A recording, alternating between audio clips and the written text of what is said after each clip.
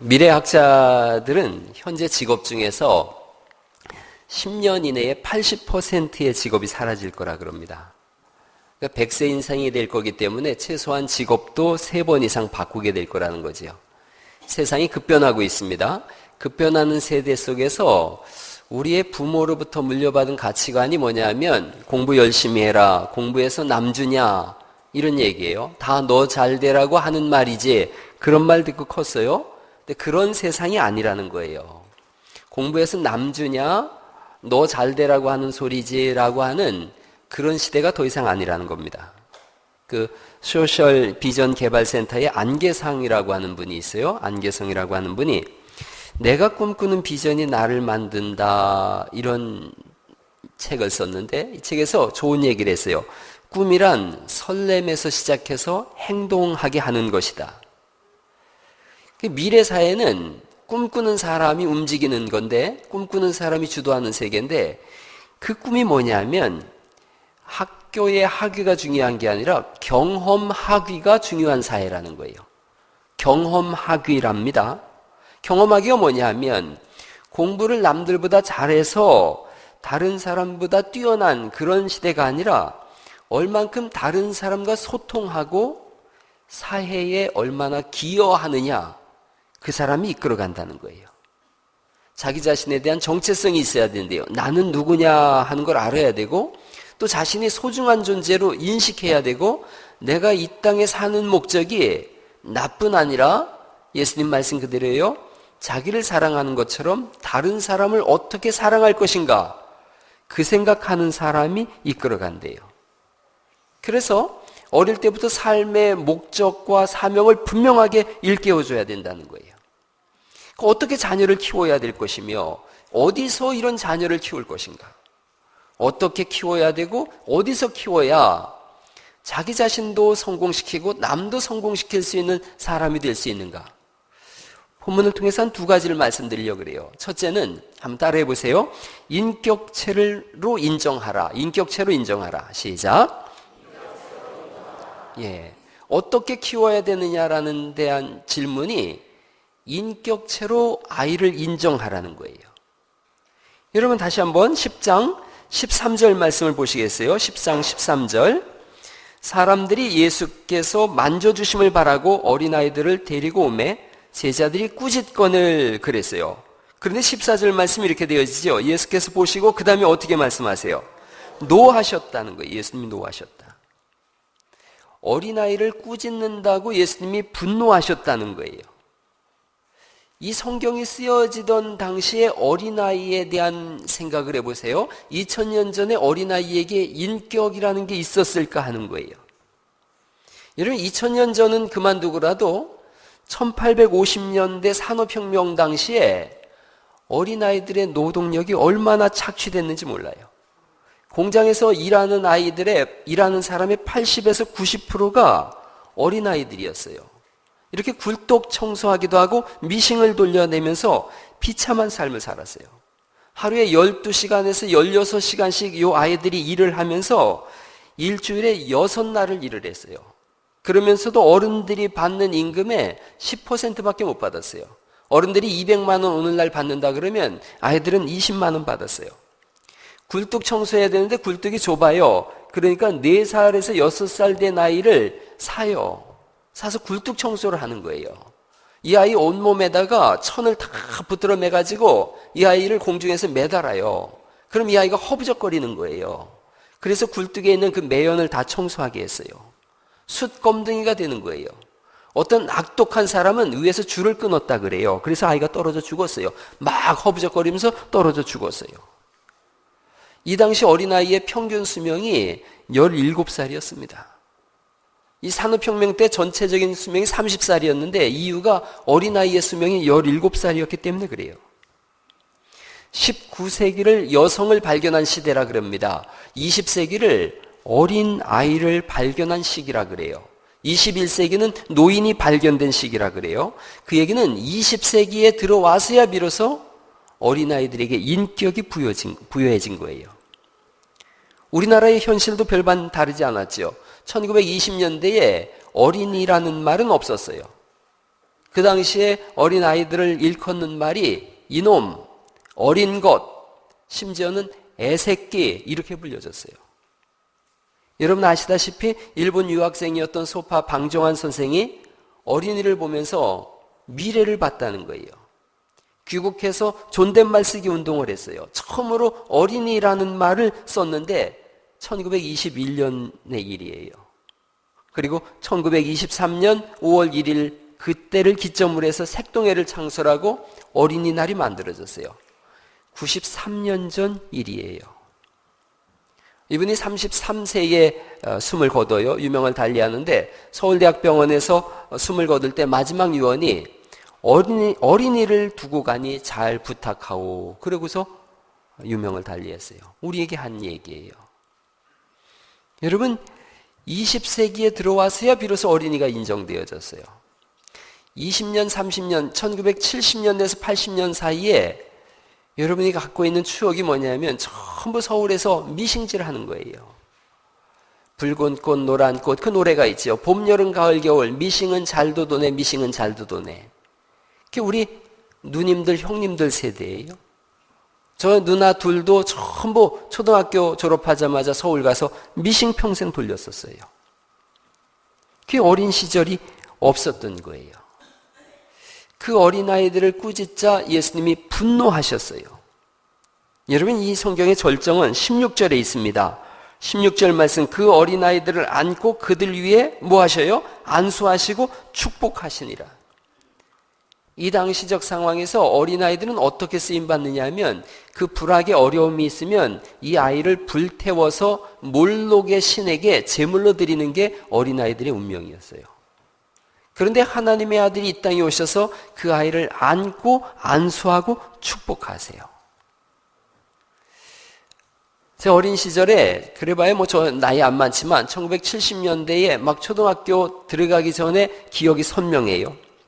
우리 시대에 다 한 번쯤 따라해봤던 추억이 있는데 소위 비암장수예요. 비암장수.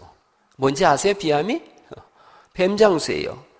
저도 들었어요. 비암의 종류는 어떤 것이 있느냐? 뭐 어미 잡아먹는 살모사, 눈에 사는 설사, 물에 사는 수사 뭐 이러면서 막 해요. 그런데 그 뒤에 꼭 따라붙는 말이 있었어요. 뭔지 아시죠? 애들은 가라 애들은 가. 다 아시네요. 애들은 가라 애들은 가. 우리 고정관념 속에 애들은 가라가 심어져 있는 거예요. 여러분 집에 손님이 오면 어른이 오면 부모들이 제일 먼저 하는 얘기가 뭐예요? 애들 보고 니들은 나가 놀으라든가 니들 방으로 가라는 거예요. 어른들끼리 하는 얘기가 별반 의미 없는 얘기였어요. 어른들이 뭔가 고상한 얘기를 하고 하나님 나라에 대해서 얘기를 한다면 그렇지 않았을 텐데 그냥 막걸리 잔 마시고 그냥 그렇게 시시껄렁한 얘기를 하니까 애들은 가라였어요. 여러분 유대인들의 교육이 좀 다르죠. 유대인들은 누가 손님이 오면 애들을 다 불러낸답니다. 그러니까 아이들이 있으니까 말을 조심하게 돼 있는 거예요. 아이들이 있으니까 아이들의 귀에 들을 만한 이야기를 하는 거예요. 신앙적 얘기를 하는 거예요. 신앙의 유산이 흘러가는 거예요. 그게 문화죠. 우리의 문화는 애들은 가라의 문화인데 여러분 유대인들의 문화는 성경의 문화는 애들을 데리고 오라는 거예요. 사람들이 물어요. 교인이 얼마나 됩니까? 예, 몇 명 모입니다. 그러면 아니 장년부는 따로 몇 명 모입니까? 그걸 물어요. 여기에는 아이들을 향한 인격적 대상이 아니라 애들은 가라라고 하는 고정관념이 들어있는 거예요. 서울에 김종준 목사님이 심호하는 꽃동산 교회가 있어요. 그분의 고백이 나는 주일학교에 생명을 걸었다예요. 군대 쫄병 시대였어요. 군대에서 교회학교 주일학교를 했는데 군대에 있는 교회에 주일학교 자기가 담당을 했어요. 혼자서 500명까지 주일학교를 부흥시켰어요. 군인인데 허벌판에서 개척을 했어요. 아이들한테 생명을 걸었어요. 이분의 그 주일학교 성장기를 읽어보면 너무너무 놀라워요. 아이들만 4,000명의 교회가 됐어요. 교사가 1,000명이에요. 그런데 아이들이 4,000명 되다 보니까 어린이 목회만 하려고 그랬는데 어린이들이 부모님들을 모시고 나왔어요. 그래서 어른과 어린이 합쳐서 8,000명의 목회를 해요. 어린이가 있는 교회는 미래가 선명한 줄 믿습니다. 어린이가 있어야 되는 거예요. 교회에 어른도 중요해요. 신앙의 유산이니까 어른부터 다 중요한데 어린이도 중요한 거예요. 가정에서 돈 제일 많이 쓰는 사람이 누구예요? 어린이예요. 그럼 교회도 가정이니까 누구한테 돈을 제일 많이 써야 돼요? 그거 왜 대답들을 못 하시는 겁니까? 집에선 다 그분들이 제일 좋은 거 쓰잖아요. 교회도 누가 제일 좋은 거 써야 돼요? 그분들이 제일 좋은 거 써야 되는 거예요. 교회 재정이 주일학교와 중고등부 청년에 집중돼야 되는 것이 여기에 있는 거예요. 우리는 어른인데 어린이를 인격으로 잘 대하지 않아요. 부모는 한 가지만 잘하면 부모 역할을 한대요. 그게 뭐냐면 칭찬이랍니다. 칭찬은 무덤 속까지 간대요. 아이를 앞에 두고 너는 내 기쁨이다. 하나님이 들어주신 기도의 응답이다. 너는 나를 살아가게 하는 힘이다. 이런 얘기를 자꾸 해주라는 거예요. 너를 보고만 있어도 힘이 나고 나는 너를 볼 때마다 감사한 일이 생긴다. 무한한 칭찬이에요. 여러분 공부하라고 득달해봐야 애들이 공부 안 합니다. 오늘부터 작전을 바꾸셔서 시험 성적에 너무 연연해하지 마시고 칭찬하는 은혜가 있기를 간절히 바랍니다. 우리가 다 아는 얘기 있지 않습니까? 공부 겁나게 잘해서 회사 들어갔더니 매일 사고만 치는 녀석이 그 회사 사장인 거예요. 그런 경우가 많아요. 비일비재예요. 사람의 인생이 어떻게 바뀔지 아무도 모르는 거예요. 자녀가 다 빵점 맞고 체육만 50점 맞아가지고 왔을 때 너무 한 과목에만 집중하지 말아라. 그렇게 얘기해 줄 수 있길 바랍니다. 칭찬하는 것밖에 달로 말 게 없어요. 아이들에게 해서는 안 될 말들이 있더라고요. 가만히 보니까 이렇게 얘기하고 있는 목사도 그런 말들을 참 많이 했더라고요. 여러분 볼지 모르 제가 읽어볼게요. 잔소리 조금만 하라는 거예요. 방 청소 좀 해라. 다 너 잘되라고 하는 소리야. 우리가 많이 쓰는 거예요. 휴대폰 좀 작작 써라. 너는 항상 실수만 하니? 남과 비교하지 말라는 거죠. 내 친구 길동이는 이것도 잘하더라. 야, 동생도 안 하는 짓을 하면 어떡하냐? 도대체 누굴 닮아서 그래? 누구 닮은 거예요? 동생 보고 좀 배워라. 다른 애들은 잘만 하던데. 인격을 무시하는 거예요. 한심하다. 넌 머리는 좋은데 노력을 안 해. 이것밖에 못했어? 애들이 무슨 고민이 있겠니? 너 그럴 줄 알았어. 그 다음 같이 읽어볼래요? 왜 늘 그 모양이니? 네가 그렇지 뭐 잘하는 게 뭐냐? 내가 너 그럴 줄 알았다. 학원을 안 보내주냐? 문제집을 안 사주냐? 이러고 같지 않습니까? 성적으로 기죽이지 말래요. 성적이 이게 뭐니? 또 다른 거 하고 있니? 공부 좀 해라. 시험 성적 안 나오면 어떻게 되는지 알지? 공부 좀 해라. 그 다음 뭐라 그래요? 거기서 뭐가 될라 그래? 뭘 아빠 되는 거고 엄마 되는 거죠. 너 이번 시험 못 보면 알아서 해라. 너 이번에 시험 몇 등 했니? 맨날 이런 거 보는 거예요. 이게 인격을 말살하는 거래요. 근데 저도 많이 썼는데 우리가 그게 인격을 무너뜨리는 거라고 생각을 안 한 거예요. 아이를 인격으로 대할 때 그 아이가 인격자로 자라나는 줄 믿으시기 바랍니다. 교회에서 아이들 혼내는 거, 야단치는 거 저는 별로 안 좋아해요. 꼭 필요하면 제가 합니다. 이유는 두 가지예요. 첫째는 아이들 얼굴을 보면 야단칠 수 없어요. 아이들 얼굴을 한번 가만히 보세요. 아이들 얼굴을 이렇게 가만히 쳐다보세요. 여러분 이 얼굴을 어떻게 책망을 하고 막 혼을 낼 수가 있겠냔 말이죠. 이 얼굴들을요. 하나같이요. 여러분 여기 한번 스톱해 보세요. 이게 무슨 사진인지 아세요? 박정일 집사님이 온유 선생님한테 물을 끼얹었어요. 여름 성경학교 때. 온유 선생님이 박정일 집사님은 못 이기니까 준서한테 물을 끼얹었어요. 그랬더니 준서가 아빠한테 가서 아빠는 왜 온유 선생님한테 물 끼얹어서 나 물벼락 맞게 하느냐고 따지는 거예요. 아이들은 똑똑해요. 어떻게 아이들을 혼낼 수가 있어요? 또 넘겨보세요. 이 막 젊음이 싱그럽지 않습니까? 이 아이들의 영혼이. 제가 이런 글 읽어드릴게요. 안병옥 교수님이 그런 글을 썼어요. 어린아이의 맑은 눈동자는 수정처럼 아름답다. 어린아이의 손은 고사리처럼 귀엽다. 어린이의 피부는 희고 연하고 따뜻하고 보드랍다. 잠자는 어린이의 모습은 천사 같다. 어린이의 맑은 웃음 속에는 천국이 있다. 소꿉장난에 일사불란으로 열중하는 어린이의 정열, 자유자재로 상상화를 그리는 어린이의 분방한 천재성, 어린이는 분명히 하나님의 귀여운 자녀다. 그럼요. 세상에서 가장 아름다운 것은 동심과 모성인 줄 믿습니다. 아이를 보는 거예요. 둘째 이유가 있어요. 아이를 혼 못 내는 이유가 아이들이 너무 아름답고, 또 하나는 교회 안에서요, 아이가 좋지 않은 추억을 가지면 그 아이는 교회를 안 나옵니다. 그렇게 되면 구원의 길이 막혀요. 그 한 가지만으로 인해서라도 교회에서 분노를 내지 않기를 간절히 바랍니다. 어린애에게 화를 냈으면, 책망을 했으면 반드시 풀어줘야 되는 거예요. 어린이를 대할 때는 자신의 감정과 무관하게 맑음으로 대할 수 있기를 간절히 바랍니다. 인격으로 대하는 거예요. 전에 말씀드렸듯이 서울의 어떤 교회는 어린이 장로님을 세웠다 그래요. 물론 이름은, 집사님은 도우미, 장로님은 섬김이, 그렇게 해서 당회까지 열어준답니다.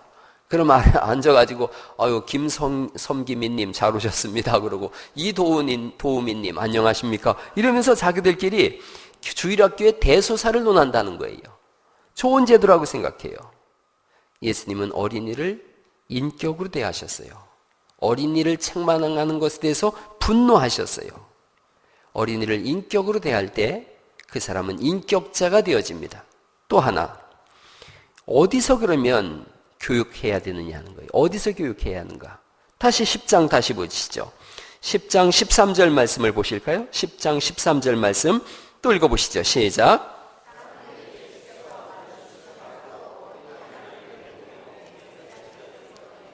여기서 사람들이는 부모님이에요.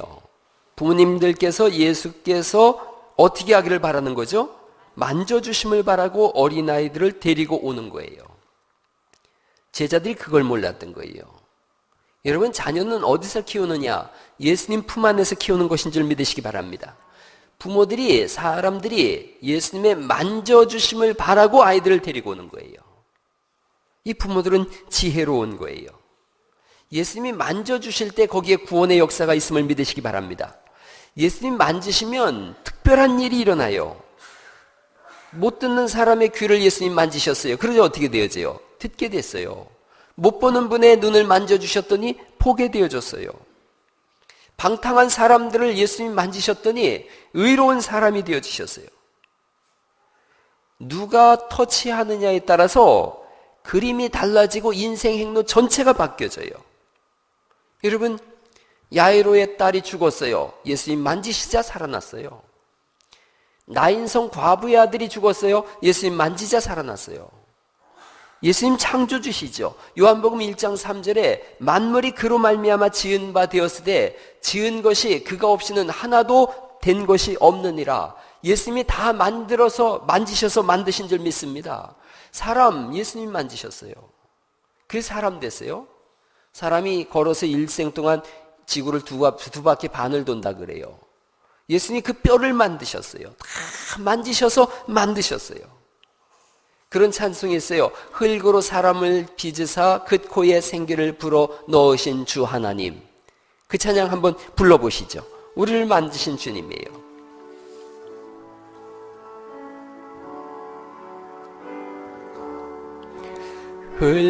흙으로 사람을 지으사 그 코에 생기를 불어 넣으신 주 하나님, 우리 위해 아들을 세상에 보내신 사랑해 주 하나님을 사랑해. 나는 하나님 형상 따라 지음 받은 몸이니 나는 하나님 형상 따라 지음 받은 몸이니 이 몸을 주님께 바치리. 아멘. 항상 내 생활 중에 주를 부인하지 않으며 주를 부인하지 않으며 내 주를 섬기렵니다. 아멘. 주님이 만져주실 때 우리가 생명이 돼서 살아가는 사람들이 된 줄 믿습니다. 주님의 만져주심이 없이는 흙덩어리에 불과해요. 뱀이 먹는 게 뭐예요? 뱀을 보고 하나님이 흙을 먹을 거라 그랬어요. 그 뱀은 사탄이지 않습니까? 그렇다면 하나님의 만져주심이 없으면 뱀의 먹이에요. 사탄의 밥이라는 거예요. 주님이 만져주실 때 우리는 살아나는 줄 믿습니다. 교회 예수님의 만져주심을 바라고 나와야 되는 거예요. 우리 교회 청년들까지 제가 전부 보면 교회에서 자란 아이들은 달라요.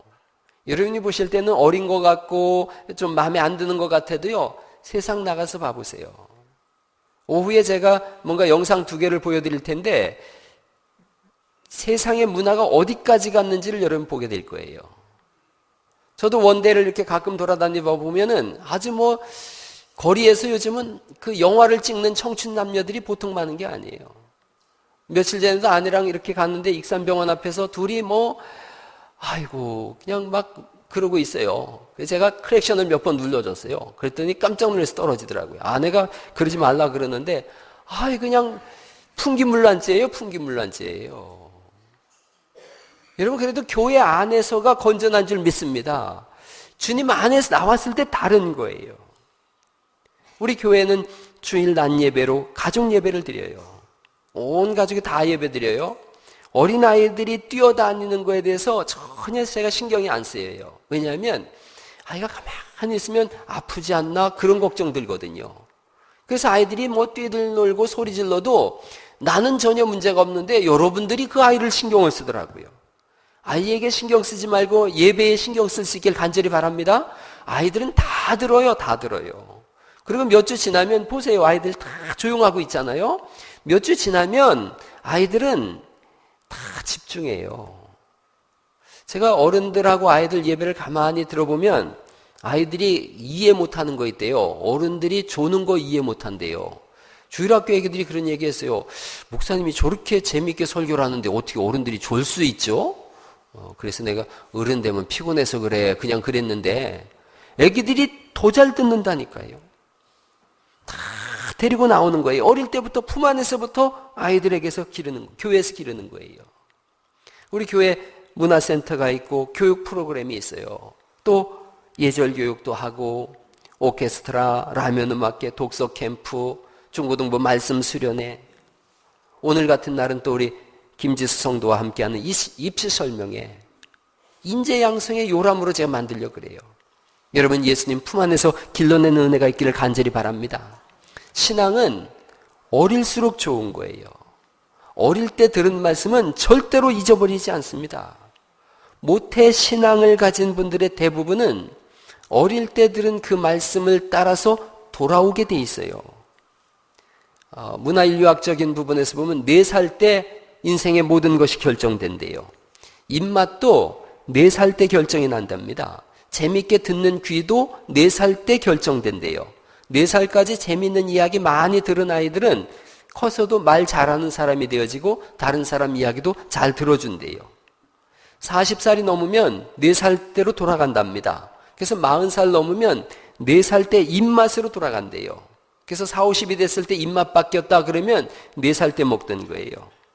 어릴 때 먹은 그 음식 맛으로 돌아가듯이 신앙도 그래요. 4살 전에 아무것도 몰랐던 것 같으죠. 그냥 애기인 것 같아요. 그런데 그 애기 때 들려진 예수님, 하나님 그것이 때로는 세상에 나가서 30, 40대를 보내도 40이 넘으면 돌아오는 거예요. 모태신앙 별로 걱정이 없는 거예요. 더나 우리 교회는 지금 주일학교 같은 경우는 그 교사 자격증을 아기들 보는 교사 자격증 있는 분이 5분인가 있어요. 중고등부도 선생님들이 몇 분 계세요. 그분들이 오죽 잘 가르치겠어요. 현직 교사도 있고. 교회 안에서 기르는 거예요. 학원으로 사방 돌려봐야 소용없음을 우리가 다 잘 알고 있지 않습니까? 다 잘 알고 있잖아요. 교회 안에서 기르는 거예요. 이 본문에 나와 있는 부모님들은 참 지혜로운 분이에요. 예수님의 만져주심을 기대하고 나오지 않습니까? 험상궂은 아저씨들이 막 소리를 지르는데 예수님께서 분노하시고 아이들 데리고 와라. 안수하고 기도하세요. 부모의 가장 큰 사명은 우리의 아이들을 예수님께로 인도해내는 것인 줄 믿으시기 바랍니다. 예수님 품 안에 안게 하는 거예요. 여러분 그런 찬송이 있지 않습니까? 주의 친절한 품에 안기세. 우리 마음이 어떻게 된다는 거예요? 항상 평안하리니 항상 기쁘고 복이 되겠네. 영원하신 팔에 안기세. 그 팔에 안겨줄 수 있기를 간절히 바랍니다. 한 초등학교 선생님이 반 아이들에게 숙제 내줬답니다. 오늘은 집에 가서 엄마 품에 한참 안기고 있던 다음에 그 느낌을 적어오세요. 그랬어요. 아이들이 감상문 적어냈는데 내용을 보면 구름 속 같아요. 숨소리가 크게 들려요. 따뜻하고 푹신해요. 이런 걸 적어냈다 그래요. 우리 교회 아이들이 아빠에게 편지 썼어요. 그 아빠에게 편지 썼는데 한번 좀 보시겠어요?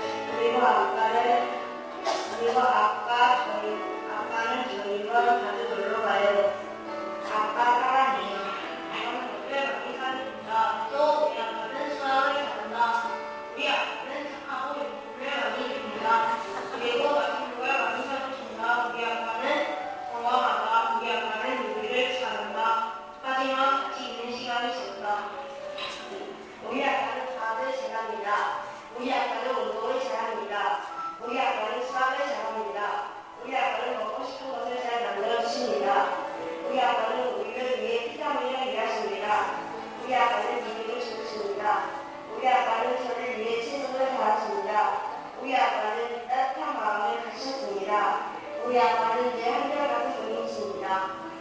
우리 아빠는 우리는 예 시간을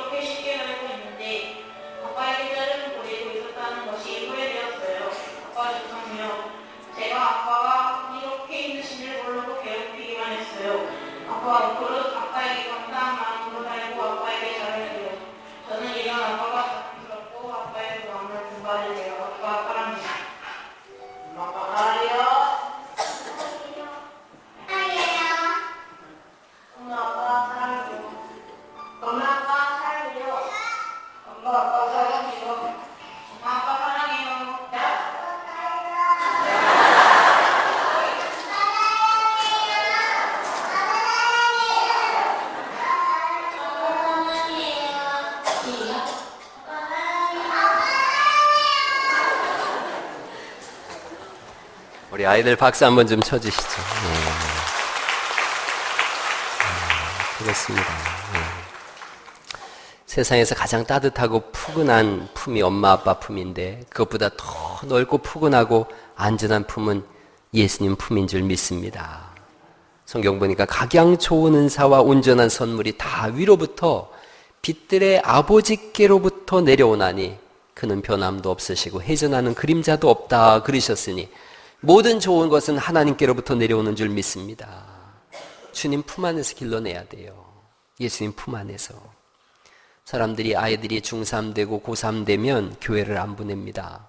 대학 떨어지면 뭐 하나님 망신, 자식 망신 뭐 그런답니다. 사실은 그렇지 않아요. 교회 가느라고 대학 떨어지면 하나님은 영광이에요. 그게 순교지요. 자녀가 대학 떨어지면 다 울상이에요. 학원 열심히 가고 교회는 안 와요. 그리고 전 똑 떨어졌어요. 신방 갔는데 다 울상이에요. 그래서 대학 떨어진 거는 걱정하면서 자식이 지옥으로 떨어지는 건 걱정 안 합니까? 라고 소리를 벌어 그냥 속으로만 했어요. 여러분 우리가 그렇게 살면 안 되지 않습니까? 주일 예배와 학원이 겹쳤을 때 어디를 보낼까라는 질문을 했어요. 여러분 중직자의 57.4%가 학원을 보내겠다는 거예요. 오히려 서리 집사님들은 34.2%가 학원 보내고 나머지는 교회 보내겠다는 거예요. 이게 좀 바뀌어야 되지 않아요? 중직자들이 오히려 학원을 더 많이 보내겠다는 거예요. 서리 집사님들이 교회를 먼저 보내야지요. 이런다는 거예요. 중직자들은 매너리즘에 빠진 거예요. 하나님을 향한 경건성을 잃어버린 거예요. 신앙생활 오래 하면서 하나님 앞에서의 예배의 소중함을 잊어버린 거예요. 오히려 예수님 막 믿은 분들이 그 마음속에 하나님을 향한 순수성이 있더라는 거예요. 바꿔가야 돼요.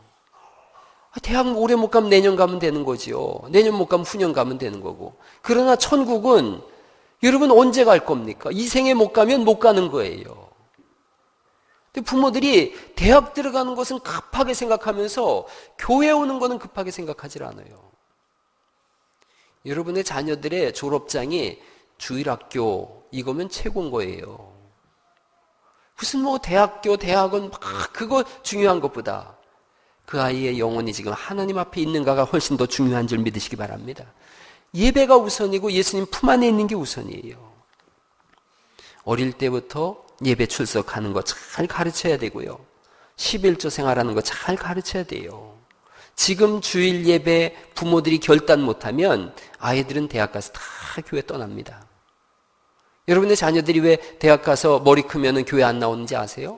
부모들이 그걸 보여준 거예요. 야, 시험과 예배 어떤 게 우선이냐? 그럴 때 부모들은 예배보단 시험이 우선이라는 걸 몸으로 가르친 거예요. 아이들이 머리로 배우는 게 아니라 몸으로 배우는 거잖아요. 야, 내일 시험 좀 못 보면 어떠냐? 예배는 드려야지. 그러면 그 아이는 대학을 가서도 교회 나와요. 하나님 품을 떠나지 않아요. 그리고 그는 하나님이 쓰시는 시대의 사람이 되어져요. 그렇지 못하면 아무것도 안 돼요. 여러분 11조 내는 거 마찬가지예요. 아이들이 지금 주일학교 중고등부 때 11조 못하면 어른 돼서 11조 못해요. 철저히 가르쳐야 돼요. 11조 하는 거다. 너 용돈 내서 11조 떼라. 가르쳐야 돼요. 부모가 결심하고 결단하는 거예요. 주일 성수하는 거, 헌금하는 거, 헌신하는 거, 정직하게 사는 거, 빛과 소금의 역할을 감당하는 거. 어릴 때 몸에 익혀놓으면 그 아이가 결정합니다. 제가 우리 아이들한테 그런 얘기했어요. 정직은 결정하는 거다. 정직은 결정하는 거다. 정직함과 정직하지 않음 두 길이 있는데 누구나 다 정직하지 않은 길을 가는 게 편하다는 걸 다 알고 있다. 목사도 알고 있어요. 그런데 그때마다 결정하는 거다. 그때마다 결심하고 정직으로 돌아서는 거다. 그 훈련을 끊임없이 해야 되는 거예요. 여러분 하나님 안에서 길러낼 수 있기를 간절히 바랍니다. 시편 31편 19절 말씀해 보니까 하나님 앞에 쌓아두신 은혜가 있다는 거예요. 쌓아두신 은혜. 하나님을 경외하는 자들에게는 하나님이 쌓아두신 은혜를 주신대요. 하나님을 경외한다, 두려워한다는 건 하나님 앞에 예배하는 거예요. 그럴 때 쌓아두신 은혜를 주님께서 창고에서 꺼내서 쓰듯이 쓰게 하시겠다는 거예요. 인격으로 길러내세요. 예수님 안에서 길러내세요. 그게 정답이에요. 오늘 말씀 한 구절, 칼럼니스트 반 브릿이라고 하는 사람이 쓴 부모님의 기도라는 글이 있어요. 그걸 제가 좀 한번 읽어드리고 오늘은 좀 다 같이 기도하는 그런 시간 가지려고 그래요. 제가 한번 천천히 읽어볼게요. 이럴 때 반 좀 한번 넣어봐봐. 칼럼니스트 반 브릿의 글이에요. 오 하나님, 저로 하여금 자녀들에게 훌륭한 부모가 되게 하옵소서. 제 자녀를 이해하게 하시되 그들이 하는 말을 진지하게 듣게 하시고 그들이 묻는 말에 부드럽게 대답하게 하소서. 그들의 생각을 가로막거나 꾸짖지 말게 하시고 그들이 어리석은 행동을 하거나 실수할 때에 비웃지 않게 하소서. 그리고 제 자신이 자신의 만족이나 권위를 세우기 위해서 그들을 꾸짖지 않게 하소서. 매 순간마다 저의 말과 행동을 통해서 정직함이 옳음을 알려줄 수 있게 하옵소서. 제가 기분이 언짢을 때 입술을 지켜주시고 그들이 아직은 어리다는 것과 그들이 어른과 같이 행동할 수 없다는 것을 항상 기억하게 하옵소서. 그들 자신이 스스로 결정을 내릴 때까지 기회를 허락할 수 있도록 저에게 참을성을 주시고 그들에게 존경받는 부모가 되게 하소서라는 글이에요.